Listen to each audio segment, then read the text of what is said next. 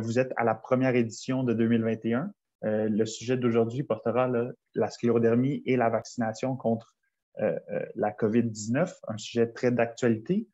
Je vous annonce là à tous les participants que la conférence d'aujourd'hui est enregistrée et je suis votre maître de cérémonie un peu, là, Xavier Bérard-Cadieux.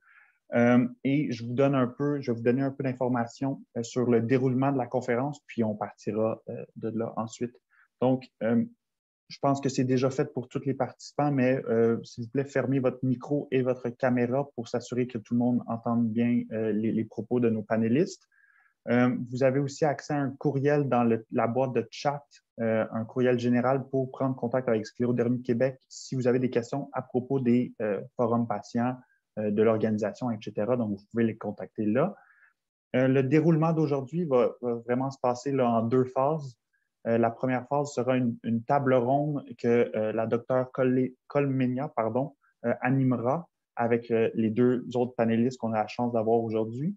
Et cette table ronde-là durera environ 40-45 minutes et j'animerai une période de questions à la fin de 5-10 minutes, dépendamment de la quantité de questions qu'on a. Puis ces questions-là, à la période de questions, seront regroupées là, par les questions que vous avez dans le chat, que vous m'aurez envoyées dans le chat aujourd'hui. La table ronde porte sur des questions qu'on a déjà reçues de la part de participants. Donc, on a quand même une cinquantaine de questions là, qui sont regroupées en sujets, etc. Là, donc, ça fera partie là, des sujets abordés durant la table ronde.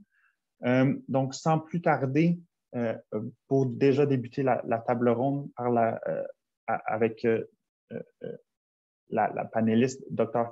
Colmenia qui va animer le tout, je vous présente cette docteure et qu'on a la chance d'avoir aujourd'hui. Donc, Dr. Colmenia qui est rhumatologue et professeur agréé à la division de rhumatologie au département de médecine du Centre universitaire de santé de McGill. Et elle est membre affiliée au département de microbiologie et d'immunologie, et à la division de médecine expérimentale de McGill également. De plus, Dr. Colmenia est chercheur responsable du projet de recherche sur l'étude du vaccin contre la COVID-19 chez les adultes immunosupprimés vivant avec une maladie auto-immune. Donc, on a vraiment une experte avec nous pour diriger cette table ronde-là. Dr. Colmenia, je vous laisse la parole pour cette table ronde et présenter vos deux collègues qui sont avec nous aujourd'hui. Super. Merci beaucoup, Xavier. Et merci beaucoup d'avoir organisé cette réunion et de m'avoir permis de vous présenter des collègues extraordinaires. La docteure Hudson, c'est bien connu de beaucoup d'entre vous. Et elle est une rhumatologue et épidémiologiste à l'hôpital Juif et à l'Institut Lady Davis. Le professeur agrégé est membre de la division de médecine expérimentale du département de médecine de McGill. Elle poursuit des recherches sur les maladies rhumatismales auto-immunes systémiques, en particulier la sclérose systémique. Elle est membre fondateur du groupe canadien de recherche sur la sclérodermie et elle a des intérêts spécifiques dans les signatures épigénétiques et les thérapies cellulaires pour ces maladies. Marie est vraiment une leader mondiale de la sclérodermie, mais son talent va au-delà de cela. Elle est une enseignante incroyable, une super médecin, une collègue généreuse et une être humaine extraordinaire. C'est vraiment une personne que j'admire profondément. Nous avons également avec nous le docteur Sacharatos. Il est un spécialiste de maladies infectieuses et de la microbiologie médicale avec une expertise unique en matière de vaccins. Le docteur Sacharatos travaille également à l'hôpital général Juif et à l'Institut Lady Davis. Il a une pratique clinique en médecine du VIH et consultant en maladies infectieuses et microbiologiste. En plus, le but ultime de son travail est de créer des vaccins contre le VIH et le virus de la grippe. Il utilise des vaccins à ADN comme plateforme pour l'innovation vaccinale. Le docteur Sacharatos a récemment donné une excellente conférence sur les vaccins COVID et sans hésitation, la docteure Hudson a déclaré « Ce sera incroyable si on peut convaincre docteur Sacharatos de nous rejoindre ». Alors, en toute honnêteté, le docteur Sacharatos a immédiatement accepté votre invitation car il aime beaucoup ce type d'activité. C'est vraiment un privilège de partager les prochaines 45 minutes d'apprentissage avec vous. Et Marie et Dr. Zaharatos, les questions que nous avons reçues peuvent être regroupées autour de deux domaines, la COVID-19 et le vaccin contre la COVID-19. Je dois dire qu'un bon nombre de questions qu'on a reçues sont des questions que nous posons également. Et pour certains d'entre eux, je pense qu'il n'y a pas de réponse définitive, car nous apprenons encore sur les sujets chaque jour. Alors, si vous êtes d'accord, nous pouvons commencer par le premier sujet, c'est le COVID-19. Et Dr. Zaharatos, est-ce que je peux vous demander si vous pouvez nous fournir des concepts clés que nous devons prendre en compte lorsque nous pensons au COVID-19 du point de vue d'un patient atteint d'une maladie auto-immune?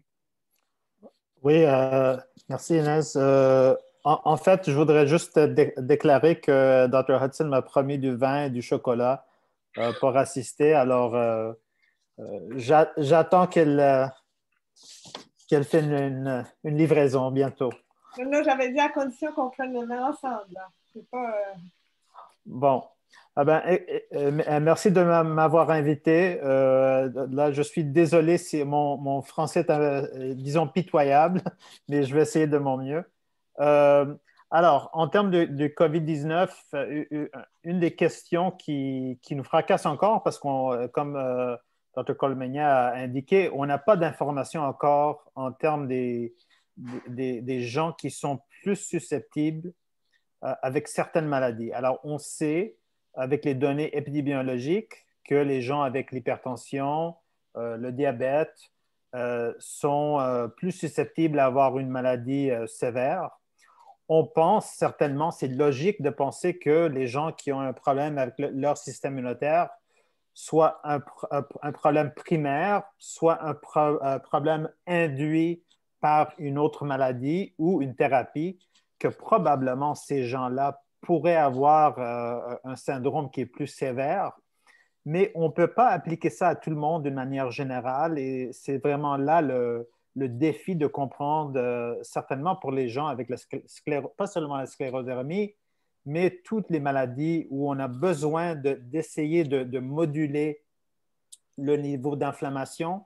Est-ce qu'on fait du tort à ces gens-là si on leur donne trop d'immunosuppresseurs, si on les immunosupprime, déprime trop, ou si on essaie d'utiliser moins de médicaments? Alors là, c'est certainement une question qu'on voit en termes de, bon, est-ce que je dois avoir mon vaccin? Est-ce que je devrais arrêter mes médicaments avant d'avoir mon vaccin?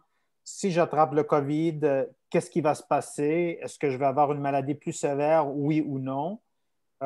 Toutes ces questions-là, on se demande aussi au même temps et on va essayer de répondre à quelques-unes de vos questions, mais on n'a pas ces réponses encore. On sait certainement que les gens qui ont une maladie pulmonaire, alors c'est certainement avec les scléroses, si on a une maladie qui atteint le poumon, certainement, on peut envisager que si ces gens-là attrapent le COVID, qu'ils vont avoir un processus plus sévère au niveau du poumon.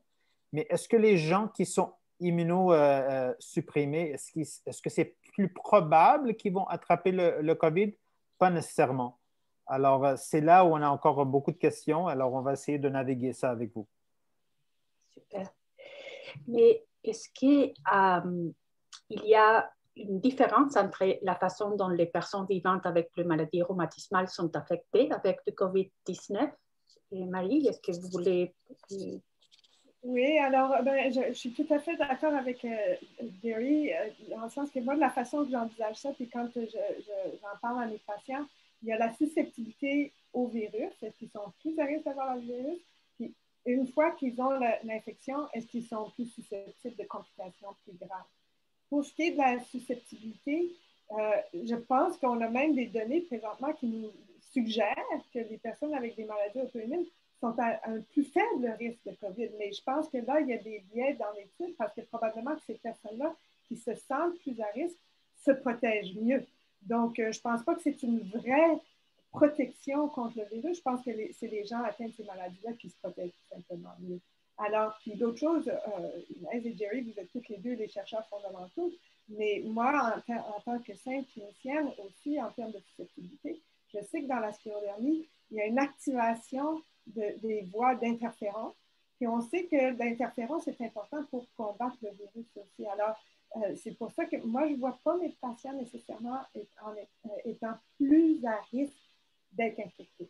Par contre, comme Jerry vient de dire, par exemple, une fois qu'ils sont infectés, pour deux grandes raisons, je pense qu'ils sont beaucoup plus à risque d'être malades. Premièrement, parce que beaucoup de nos patients ont des problèmes pulmonaires, plus de 50 et deuxièmement, une grande proportion de nos patients sont immunosupprimés, donc on leur donne des médicaments pour ralentir le système immunitaire. Donc forcément, si le système est déjà au ralenti, et en plus ils ont une infection, ils vont être plus malades. Alors, une des questions sont quels symptômes devraient nous motiver à consulter? Que devons-nous dire aux personnes qui prendront soin de nous? Et Jerry et Dr. Oui. Alors, les symptômes ne sont pas nécessairement différents des autres personnes, soit en très bonne santé ou avec des problèmes médicaux chroniques. Alors, on va juste reviser un petit peu. Alors, certainement, oui, la fièvre, la toux, le nez qui coule, la congestion nasale, mais on voit des syndromes des fois un peu atypiques ou moins fréquents. Et certainement, on a vu assez de gens qui avaient peut-être une maladie moins sévère, qui avaient simplement des myalgies des myalgites avec une perte de goût, par exemple, ou on avait simplement la fatigue avec une diarrhée. Un des cas que j'ai vu au commencement avait un niveau de virus immense qui sortait des passages nasopharyngés quand on l'a testé, mais avait aucun symptôme respiratoire. C'était seulement la diarrhée. Alors, on peut avoir beaucoup de types de présentations. Oui, c'est plus fréquent d'avoir la fièvre, la toux, mal à la gorge, comme n'importe quelle autre maladie respiratoire qu'on voit pendant l'hiver. Pour la plupart des gens, c'est ça. Mais pour d'autres, c'est simplement douleur aux muscles, fièvre, un peu mal à la gorge, un peu de diarrhée. Et rarement, on a des syndromes avec, ce qui peut être certainement difficile à distinguer avec les gens avec une maladie auto-immunitaire, des changements dermatologiques, des problèmes avec de la douleur dans les membres à cause de cailloux, à cause de thrombose. Alors, c'est des choses qu'on voit rarement, mais qui sont quand même possibles et des fois peut être des séquelles du virus après qu'on a commencé à se rétablir. Alors, on pense tout le temps que, bon, la personne a une maladie respiratoire et là, elle est malade, mais on peut avoir des séquelles après que le virus commence à être contrôlé par le système immunitaire. Et c'est vraiment le système immunitaire qui cause les symptômes, qui cause le dommage à ce point-là. Et on a vu certainement beaucoup de gens qui ont eu peut-être une petite grippe de rien ou quelques symptômes très subtils et quelques semaines après, ont commencé à avoir des problèmes respiratoires ou soit un problème neurologique, un problème gastro-intestinal. C'est des choses assez rares, disons moins fréquentes, mais on doit être vigilant. Alors, les personnes, certainement, devraient se présenter pour être dépistées s'ils ont des symptômes respiratoires, fièvre, myalgie. Mais s'il y a une question, quoi que ce soit, je pense que ça vaut la peine de se faire dépister. Si on a un nouveau symptôme, écoutez, les gens qui ont une condition chronique se connaissent très bien. Alors, le moment qu'on voit qu'il y a quelque chose qui ne va pas, qui est différent, j'avise tout le monde de se faire dépister. Excellent. Et Dr. Hudson, est-ce qu'il y a quelque chose que vous recommandez à votre patient de dire s'ils doivent consulter à l'émergency, à l'urgence? Premièrement, je pense que le mot-clé que Jerry vient d'utiliser, c'est des nouveaux symptômes. Je voudrais insister là-dessus parce que beaucoup des symptômes associés au COVID, les patients atteints de sclérodermie ont ces problèmes-là. Ils ont de la difficulté respiratoire, ils ont de la toux, ils ont beaucoup de diarrhée, ils ont beaucoup de myalgie, ils ont beaucoup de fatigue. Alors, premièrement, si c'est des symptômes nouveaux, en particulier de la fièvre, mais les symptômes ont changé, je suis tellement d'accord, il faut vraiment aller se faire dépister. Puis au moment où on se fait prendre en charge, que ce soit dans un centre de dépistage ou que ce soit à la salle d'urgence, moi, je pense que c'est important de dire j'ai une toux chronique ou une dyspnée chronique, un essoufflement chronique, mais là, tout d'un coup, j'ai une fièvre, je suis inquiète d'avoir la COVID, j'ai besoin d'être prise en charge. Puis là, on a des parcours particuliers pour les patients qui ont une inquiétude pour le COVID particulièrement. Donc, il faut juste être transparent. Parfait. Alors, est-ce qu'il est vrai qu'il y a des médicaments qui sont associés avec un risque un peu plus élevé de la COVID-19, par exemple le rituximab ou la sulfasalazine, ou si on prend la prednisone à dose plus de 10 mg par jour? Est-ce que les autres aussi médicaments immunosuppresseurs comme le Cellcept ou la Cetioprine ou la cyclophosphamide, est-ce que ce groupe de médicaments peut augmenter les risques ou la sévérité de la maladie?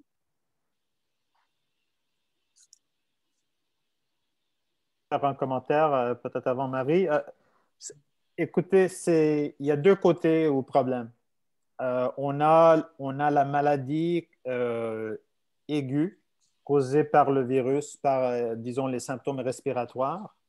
Et après ça, on a une phase inflammatoire.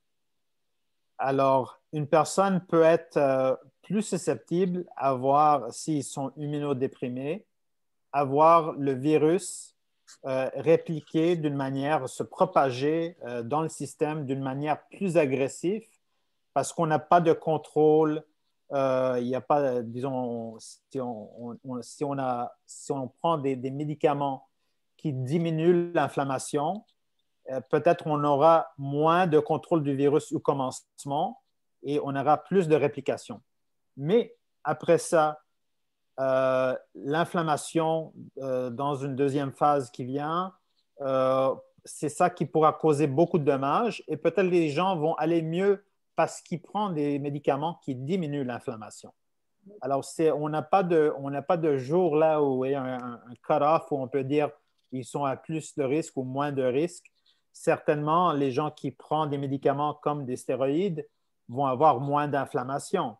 Alors, ça va peut-être, il y a certaines études qui démontrent que ces gens-là vont peut-être avoir une phase moins sévère quand on rentre dans la phase d'inflammation. Mais au commencement, certainement après l'immunisation, la vaccination, si on n'a pas une bonne réponse immunitaire, est-ce qu'on peut avoir une maladie plus sévère parce que, par exemple, avec les thérapies comme le rituximab, où on a diminué le nombre de cellules B actifs, est-ce qu'on peut avoir une maladie plus sévère parce qu'on n'est pas protégé par des anticorps? Oui, c'est possible. Marie, est-ce que vous voulez ajouter quelque chose? Et spécifiquement, est-ce qu'il y a une question qui c'est vraiment intéressante? Si une personne a une maladie rhumatismale auto-immune qui n'est pas traitée, est-ce que ça aussi augmente le risque de contracter une maladie grave à COVID-19? Oui, alors, comme j'ai dit avant, je ne pense pas que c'est la maladie sous-jacente comme telle qui va nécessairement augmenter le risque d'être infecté. Mais une fois infecté, là, les médicaments qu'on donne à nos patients peuvent avoir un effet variable sur comment l'infection va évoluer, puis les risques de complications. Puis ça, c'est probablement variable aussi par médicament. Il y a certains de nos patients qui prennent du méthotrexate qui m'inquiètent beaucoup moins, tandis que si j'ai un patient qui prend du Cellcept ou du rituximab, je m'inquiète beaucoup plus.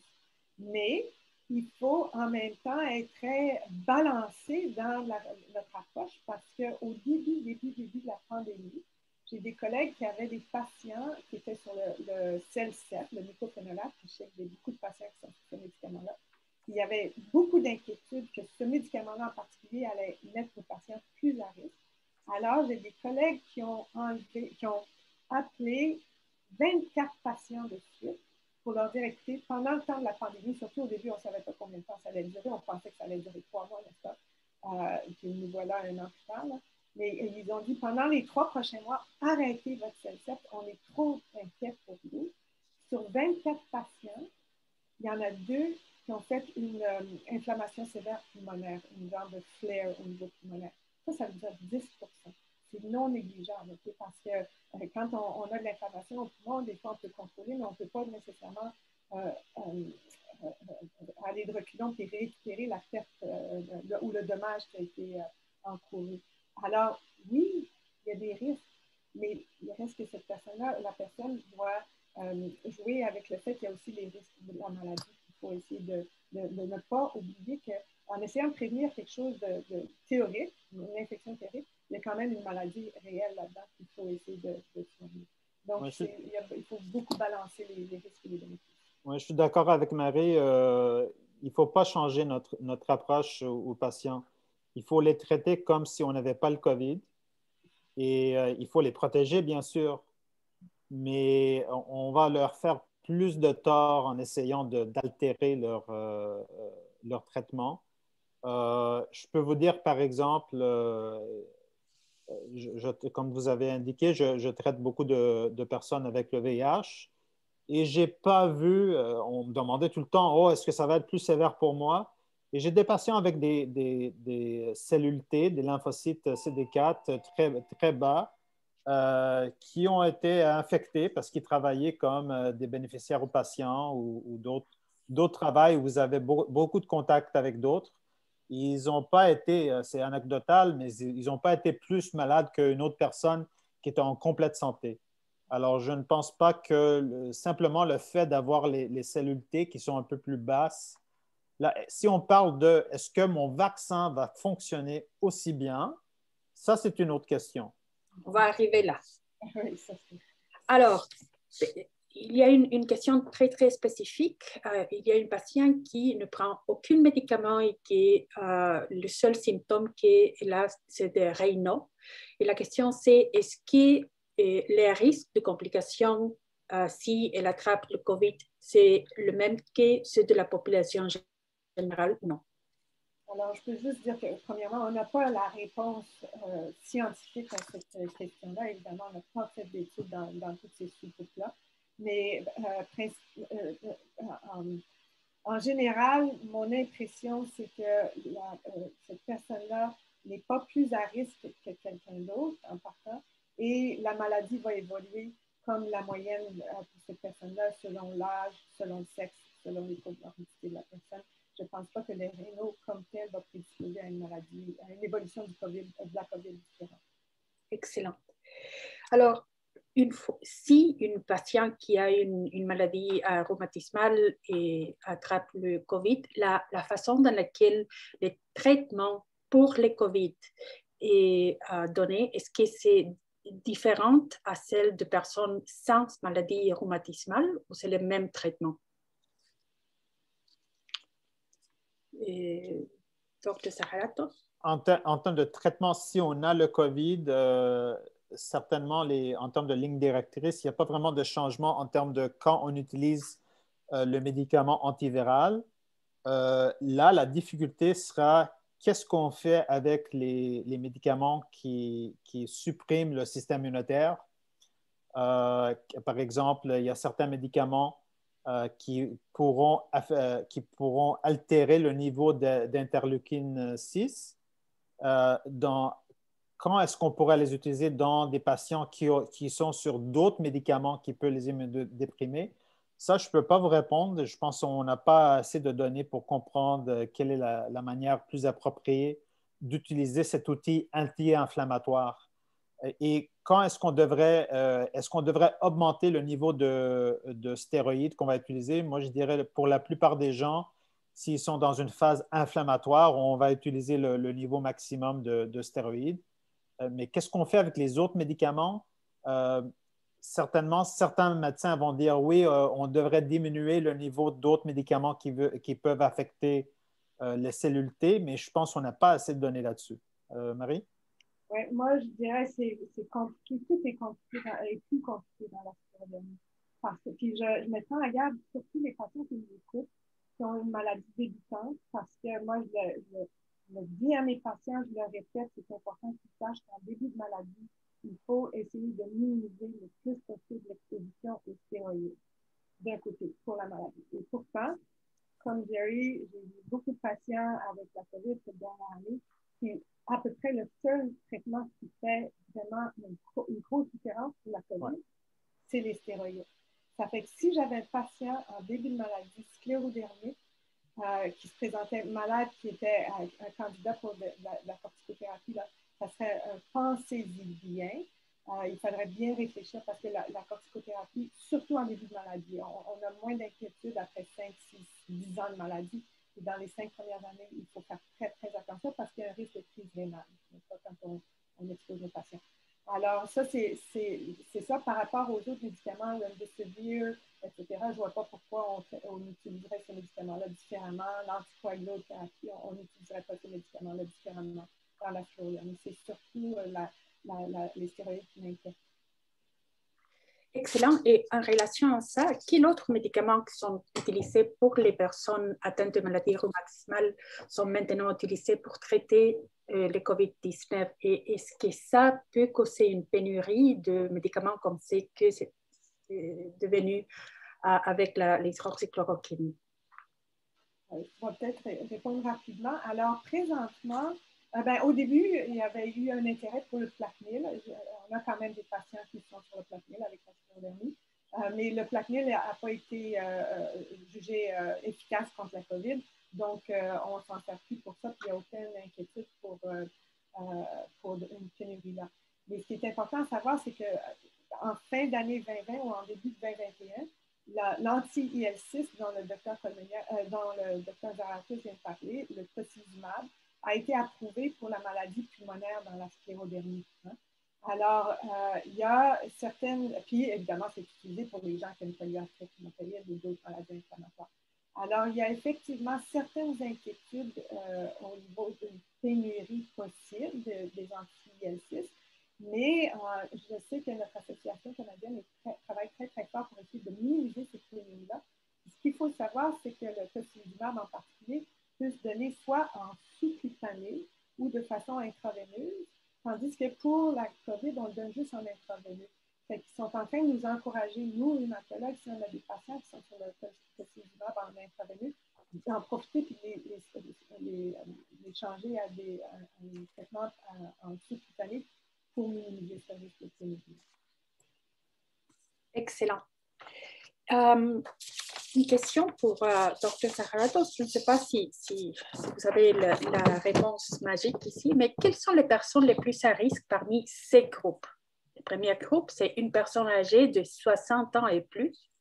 Le deuxième groupe, c'est une personne qui a un problème médico-sous-jacent comme l'hypertension artérielle, un problème cardiaque et pulmonaire, la diabète, l'obésité ou les cancers. Et le troisième groupe, c'est une personne atteinte d'une maladie rhumatismale auto-immune avec ou sans immunosuppresseur. Oui, c'est une difficile question, mais surtout parce que les gens qui ont plus de 60 ans ont souvent d'autres maladies. Je peux vous dire, on a vu des gens, par exemple, dans la cinquantaine avec du diabète et l'hypertension avec une maladie sévère, et des gens de 80, 90 ans qui ont une petite maladie très, très légère. Alors, en termes de statistiques, c'est certainement les gens qui ont d'autres facteurs médicaux comme l'hypertension et le diabète qui sont plus à risque. Et moi, je mettrais vraiment les gens avec les problèmes rhumatologiques. Premièrement, on n'a pas assez de données. Deuxièmement, je les mettrais plus bas parce qu'ils se protègent mieux aussi. Mais s'ils attrapent le COVID, je pense que ça dépend énormément de s'ils ont de la maladie pulmonaire ou non. Oui. OK. On va aller maintenant à l'autre thème, mais je vais, Dr. Hudson, vous demander une question. Je suis certaine que Dr. Zarathus connaît que vous êtes le rhumatologue qui a passé le plus de temps à s'occuper des personnes admises pour COVID. Et mon question pour vous, c'est si vous pouvez réfléchir à votre expérience dans les services et que vous savez, dans qui est-ce que vous avez appris lors de la prise en charge des patients atteints du COVID-19 qui aurait un impact sur votre compréhension ou les soins de vos patients rhumatismaux? Wow. Premièrement, je vais avouer que pour avoir fait pas mal des tâches COVID, j'ai vu quand même très peu de patients avec des maladies rhumatismales. Qui va avec ce que j'ai dit au début, nos patients ont bien compris le message, nos patients se protègent parce qu'ils réalisent qu'il y a un risque non négligeable pour eux. J'ai vu quelques patients avec des polyarthrites rhumatoïdes, j'ai vu quelques patients avec des lupus. Quand ces patients-là arrivaient, puis je sais que le Dr. Zaratos en a parlé vite tantôt, on avait tendance à cesser leur traitement pour leur maladie sous-jacente parce que là, on ne savait pas si on allait créer plus de tort ou pas. Mais il y a eu juste trop peu de patients pour que j'en tire des conclusions. Les choses que j'ai apprises, c'était bien au-delà de la rhumatologie. C'est une des choses que j'aime bien dire, ce que j'ai beaucoup appris les semaines à l'UQAG, c'est l'importance de notre personnel d'infirmières. Les infirmières sont rendues des nouvelles héros. Nous, les médecins, on rentre, on fait 2-3 prescriptions, oui, on travaille fort pour pas négliger ce qu'on fait, mais les infirmières, c'est elles qui livrent les soins. Alors ça, c'est pour ma compréhension de nos soins de santé, le service de nos infirmières est vraiment fondamental. Super. Alors, Dr. Zaratos, on va parler du vaccin, votre sujet préféré. Est-ce que vous pouvez nous expliquer, s'il vous plaît, comment les vaccins sont développés et comment ils fonctionnent, spécifiquement en relation avec COVID? D'accord, merci. Alors, les gens se demandent tout le temps comment ça se fait qu'on a un vaccin tellement rapidement, même si on n'est pas content qu'on l'ait encore, mais comment ça se fait qu'on l'a développé tellement rapidement? Et je peux vous dire, basé sur mon expérience avec le VIH, qu'on travaille, il y a 2 décennies maintenant, on travaille sur les vaccins pour le VIH et pour d'autres pathogènes difficiles où on n'avait pas de vaccin. Et en faisant ces travaux, il y avait beaucoup de choses découvertes en termes de vecteur viral. Alors, disons, un virus qu'on pousse dans le laboratoire qui est modifié, où on ôte les gènes du virus et on remet un gène qui peut exprimer une protéine d'un autre pathogène. Alors, on sait tous que, comme enfant, on reçoit, par exemple, le vaccin pour la rubéole, la rougeole. Ces vaccins-là, les vaccins classiques, c'est des virus qu'on a passés dans des cultures cellulaires pendant plusieurs passages pour produire un mutant qui n'est pas agressif, qui ne cause pas, pour la plupart du temps, de la maladie dans la personne. Alors, c'est des virus affaiblis qui, en fait, nous ont laissé éventuellement de produire un vaccin. Alors, ça, c'est pour la rougeole, la rubéole. Même chose, par exemple, pour la varicelle. Et il y a d'autres vaccins encore plus classiques. C'est ceux qu'on prend un morceau du pathogène, on le purifie ou on produit dans le laboratoire une protéine qui vient du pathogène, mais qui n'est pas nécessairement le pathogène lui-même. Alors, c'est les types de vaccins qu'on utilisait dans le passé. À cause du VIH et à cause aussi du cancer, on essayait de trouver des nouveaux vaccins qui pourraient être peut-être plus efficaces, surtout pour les problèmes plus difficiles à résoudre. Et c'est là où les vaccins de ADN, de ARN et des vecteurs viraux ont eu naissance. Et encore une fois, comme j'ai commencé à dire, pour tous ces nouveaux vaccins, cette nouvelle génération de vaccinologie, on prend un morceau du pathogène, du gène du pathogène, auquel on a un intérêt de l'exprimer dans le corps pour que notre corps à nous-mêmes produise le vaccin.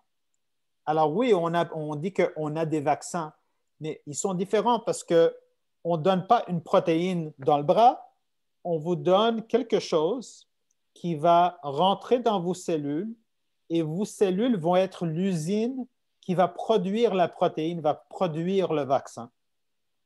Alors, c'est une nouvelle approche, mais on travaille dessus pendant des décennies.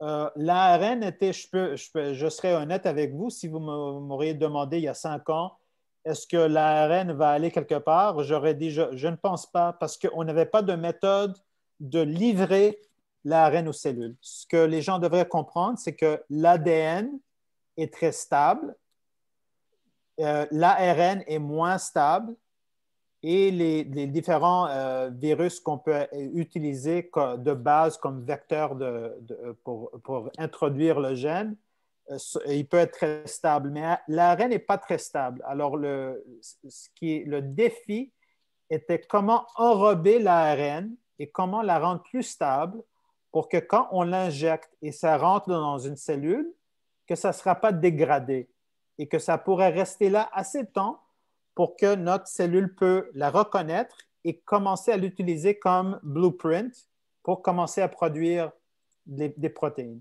Et en fait, c'était ça qui a changé tout le domaine. Ils ont trouvé des particules de lipides, de gras purs pour enrober ces ARN et c'est comme ça maintenant qu'ils sont livrés. Alors, le produit de Moderna et de Pfizer, sans ces particules de lipides, ça ne marcherait pas. Ils sont absolument essentiels. Et ils ont, surtout le produit de Moderna, ils ont aussi altéré un des produits, disons, excusez-moi pour l'anglais, les building blocks de l'ARN pour la rendre un tout petit peu plus stable. Et ça a fait toute la différence aussi pour le produit Moderna. Alors, c'est des vaccins incroyablement, pas seulement, mais on a vu efficaces, mais certainement sécuritaires. Là où on est toujours plus concerné, c'est pour les virus. Si on utilise un virus pour introduire le gène, est-ce qu'il y a un risque avec le virus? C'est ça qu'on nous demande. Alors, avec l'AstraZeneca, avec le produit de Johnson & Johnson, c'est des adénovirus, c'est 2 adénovirus différents. On les utilise dans le domaine de VIH dans des études pendant plusieurs années, jusqu'à maintenant très sécuritaire et je dirais efficace en termes de ça produit une bonne réponse immunitaire, mais on n'a pas eu de succès avec le VIH parce que c'est un pathogène très difficile à contrôler. Mais avec le COVID, ce qu'on fait, on exprime simplement la protéine, ce qu'on appelle le spike ou la spicule, qui est sur la surface du virus. Cette spicule-là qui est importante pour coller sur nos cellules et rentrer dans les cellules pour produire d'autres virus. Alors, si on peut bloquer cette interaction, là, on peut arrêter l'infection. Et en fait, c'est ça que tous ces 3 vaccins font. Quand soit l'ARN ou le vecteur viral introduit les instructions et aide notre système à produire la protéine, notre système immunitaire va reconnaître qu'il y a une protéine étrangère. Elle va sélectionner des cellules B à interagir avec cette protéine. Ces cellules B vont être stimulées et produire des anticorps. Alors, avec le temps, on va avoir assez d'anticorps qui sont spécifiques pour une région sur la spicule et la bloquer. Et vraiment, c'est ça la protection. Il y a un anticorps qui colle sur la spicule et la bloque et ne laisse pas le virus se répandre dans notre système. Super. Alors, combien de vaccins sont maintenant approuvés par Health Canada? Et est-ce que vous pensez qu'il y a un vaccin spécifique qui pourrait être le meilleur pour les personnes atteintes de maladies rhumatismales? Personne ne me demande ces questions. Écoutez, on a tous entendu toutes sortes de questions sur le vaccin AstraZeneca. Alors, on va aller là dans un moment. Jusqu'à récemment, ce que j'aurais dit, c'est que les études qui sont faites, chacune est un peu différente de l'autre. Alors, quand on entend que Moderna a une efficacité de 95% et Pfizer 84 ou 93 ou 94, on me demande, bon, est-ce que ça veut dire que je devrais recevoir le Moderna parce que c'est le meilleur?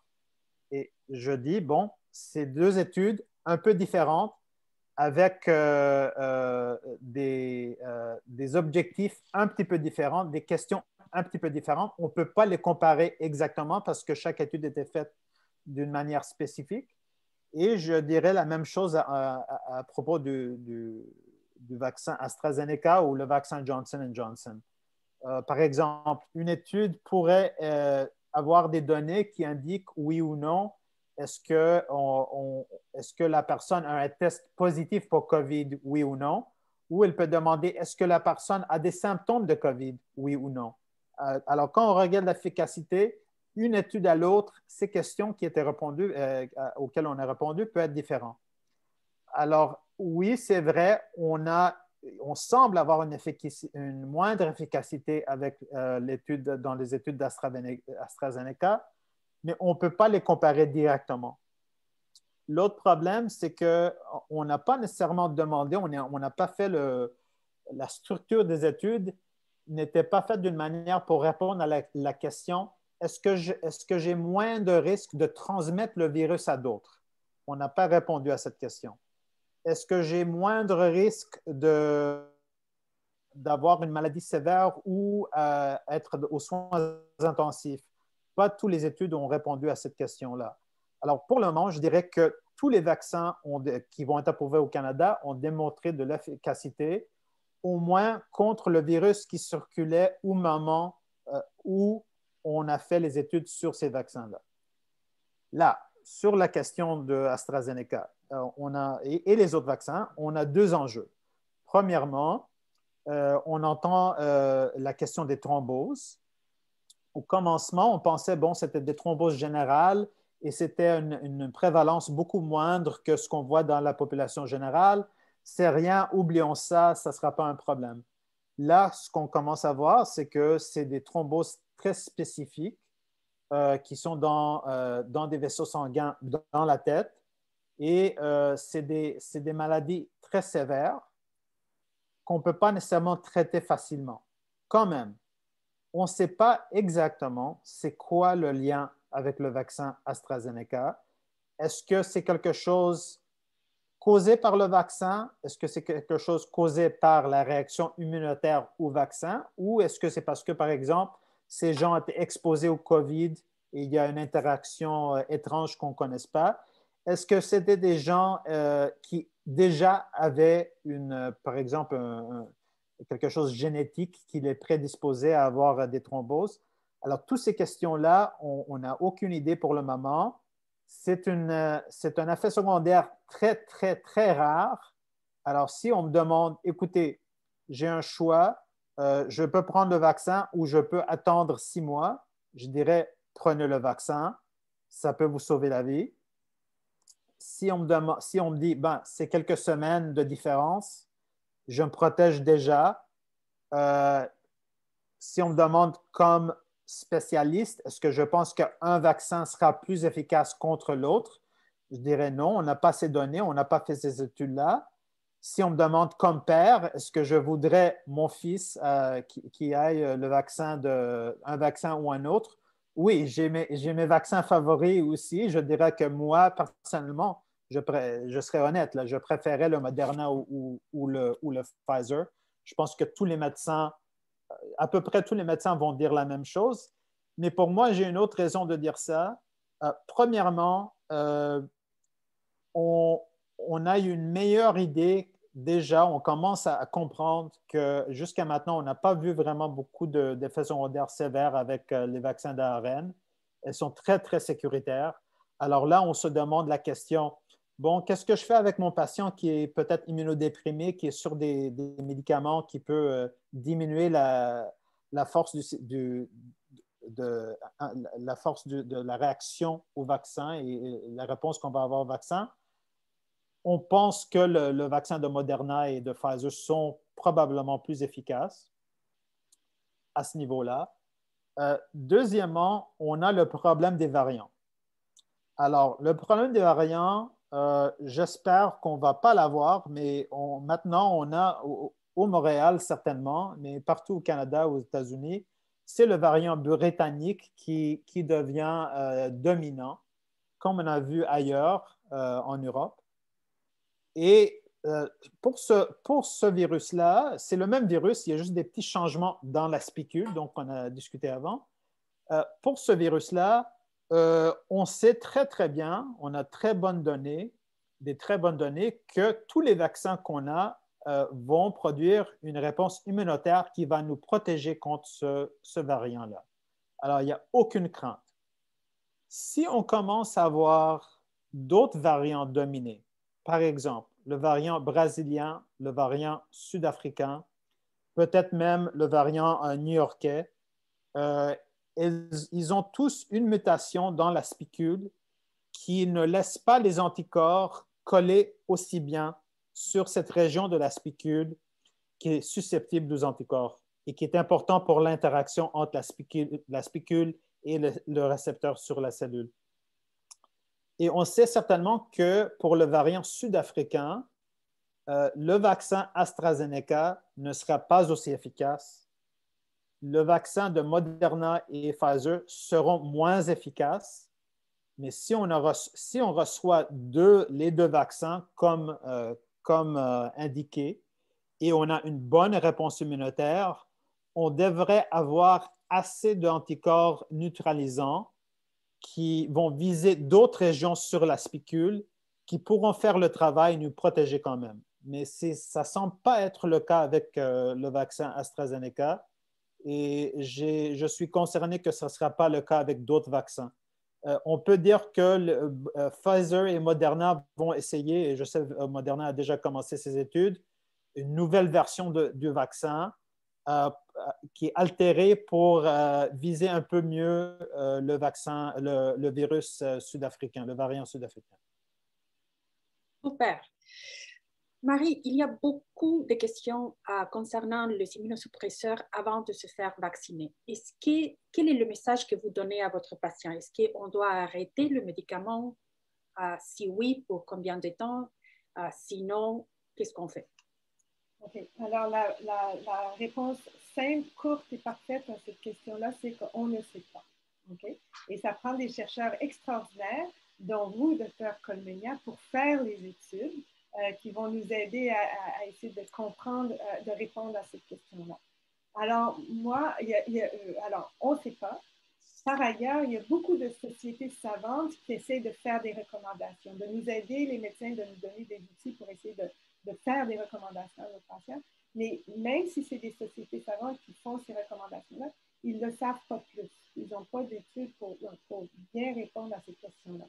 Alors moi, personnellement, quand je ne sais pas, ma ligne de fonctionnement, c'est d'essayer de faire le moindre, d'essayer d'éviter le trouble, de faire le moins de problèmes que possible. Alors moi, en général, surtout pour mes patients sclérodermiques, c'est peut-être quelque chose d'autre pour mes patients avec une polyarthrite rhumatoïde qui est moins sévère, qui est plus facile à contrôler, etc. Et pour mes patients sclérodermiques, je leur dis, vous ne changez rien. Vous prenez vos médicaments comme vous êtes supposé de le faire. Vous allez prendre votre vaccin le plus rapidement que ça sera disponible. Et éventuellement, vous aurez un deuxième vaccin, etc. Mais moi, j'ai tendance à recommander à mes patients de ne rien changer. Parfait. Excellent. On a seulement 10 minutes et on a 1000 questions à répondre. Alors, on va aller un peu plus vite. Il y a 2 questions que je veux être claire. Une patiente dit, y a-t-il un danger à recevoir le vaccin de COVID-19 pour les personnes atteintes d'une maladie rhumatismale auto-immune? Dr. Saratos? Moi, je dirais non. Avec n'importe quel vaccin, on peut avoir un effet secondaire, n'importe quel. On peut avoir des séquelles immunitaires, mais on ne peut pas les prédire. Ce n'est pas plus fréquent dans une autre avec différentes maladies. Et alors, je dirais non, il n'y a aucun risque excédent pour prendre le vaccin dans cette population. La seule petite différence que je dirais là, par contre, chez mes patients qui ont des problèmes thrombotiques, des syndromes antiphospholipides, j'ai écrit des notes pour recommander qu'ils ne reçoivent pas l'AstraZeneca. Ouais. Pas un plus que l'autre, mais je recommande de ne pas prendre celui-là en particulier. Oui, je suis absolument d'accord avec Marie. Je parlais des vaccins ARN. Oui. Personnellement, je ne donnerais pas le vaccin AstraZeneca avec des patients, aux patients avec des problèmes auto-immunitaires. Question. Est-ce que si les patients demandent à son médecin ou rhumatologue d'avoir une note, est-ce que les gouvernements respectent ça? J'ai quelques patients à qui j'ai donné des notes et ils ont été capables de naviguer le système de façon favorable pour eux, mais je ne peux pas vous dire comment ils ont réussi. Écoutez, il semble maintenant que le gouvernement va offrir le vaccin aux gens qui ont 55 ans ou plus et le vaccin AstraZeneca, mais ça sera seulement sur certains sites. Alors, je suis très content parce que ça veut dire si on va à une pharmacie ou si on va à un site de vaccination, ça sera soit l'AstraZeneca ou le Moderna. On verra qu'est-ce qui va se passer avec le Johnson & Johnson quand ça vient, mais je pense qu'on n'aura pas trop de problèmes et surtout les gens plus jeunes, ils n'auront pas le vaccin AstraZeneca. Parfait. Alors, cela vaut-il la peine de se faire vacciner, sachant que nous ne pourrons pas avoir une bonne protection? Donc, ça à tous. Je dirais absolument oui. Il y a certains gens, par exemple, qui n'ont aucune cellule B, n'ont pas de lymphocyte B. Il y a certains spécialistes qui indiquent qu'on devrait les vacciner quand même. Peut-être ça ne vaut pas la peine, mais je dirais on ne peut pas commencer à dire oui et non à une personne ou l'autre. Je pense que tout le monde devrait recevoir le vaccin. Et si on a une réponse immunitaire qui est moins robuste, ben, probablement, il va falloir revacciner cette personne à plusieurs reprises pour essayer d'augmenter le niveau. On n'a pas de données ou des lignes directrices là-dessus encore. Alors, je dirais non, commencez tout de suite si vous pouvez. Et là, on va voir quand on va pouvoir donner des boosts. Aussi, par exemple, les personnes sur dialyse, ils n'ont jamais des bonnes réponses au vaccin pour l'hépatite B. Et il faut souvent les revacciner ou des vacciner avec double dose. On les vaccine quand même, même si on sait qu'ils ne vont pas nécessairement répondre au même niveau. Il y a une question que c'est vraiment une chose que nous demandons. Est-ce que le vaccin peut-il déclencher une poussée de notre maladie? Moi, je dirais non avec une explication. On va avoir des vaccins qui vont avoir ce qu'on appelle en vaccinologie un adjuvant. Okay? Alors, c'est un produit chimique qui n'est pas dangereux, mais qui est ajouté au vaccin pour nous aider à avoir une meilleure réponse immunitaire. Alors, qu'est-ce qui est classique? C'est l'alum qu'on donne dans les vaccins classiques. On peut aussi avoir des différents sels ou des lipides. Avec ça, il n'y a pas vraiment de problème. Mais certaines compagnies vont avoir des vaccins avec des produits chimiques qui vont vraiment induire beaucoup d'inflammation. Alors, on n'a pas de données là-dessus, mais personnellement, dans les gens qui ont un problème auto-immunitaire, j'éviterai les vaccins qui vont venir sur le marché éventuellement avec des produits chimiques qui causent l'inflammation. Mais ça, c'est juste par précaution. Je n'ai pas de données là-dessus, mais il faut faire attention avec les nouveaux qui vont venir. Pour les vaccins qu'on a maintenant, les vaccins d'ARN, il n'y a pas de problème. Excellent. Alors, je pense qu'on va arrêter ici parce que c'est 2h57. C'était super. Je pense que c'est on peut continuer à parler pour les prochaines 3 heures si on voulait. Merci mille fois. Merci, Dr. Colmenia. Merci, Dr. Atud. Merci, Dr. Zaharatos, pour vos commentaires. J'avoue que j'avais noté aussi quelques questions du chat pendant la conférence, là, puis vous avez quand même touché à plusieurs des points. Donc, un gros merci à vous tous. En effet, il n'y a plus vraiment de temps pour la période de questions on avait espoir de faire là, en fin de conférence. Donc, je crois qu'il nous resterait juste à terminer cette conférence-là. Je sais que nos 3 panélistes sont très occupés. Ils ont toutes des rencontres pour terminer la journée encore. Donc, pour ma part, mais aussi au nom de Sclérodermie Québec, on désire vous remercier particulièrement Dr. Colmenia pour votre accueil, votre disponibilité, mais aussi votre aide dans l'organisation du Forum patient d'aujourd'hui. Aussi, Dr. Hudson, Dr. Zaratos, pour vos explications, pour votre partage et votre temps aussi encore aujourd'hui. C'est vraiment très apprécié. On espère que les participants auront pris des bonnes notes de vos informations et que ça les a éclairés dans leurs réflexions. On remercie aussi tous les participants. On avait quand même un bon taux de participation aujourd'hui avant le début de la conférence. On sait que la conférence va être aussi disponible sur le site de Scléodermie, donc vous pourrez la partager en temps et lieu. Et puis, il reste juste pour ma part terminer en vous annonçant que le prochain Forum patient est le 27 avril prochain. Les informations sont sur le site de Scléodermie Québec, là. Donc, vous pouvez aller visiter sur le site de l'organisation pour vous inscrire, pour avoir de l'information sur le prochain Forum patient. Mais pour terminer, vraiment un grand merci à vous trois et puis en espérant que le restant de la journée se déroule bien pour vous et un bon restant de semaine. Merci. Au revoir.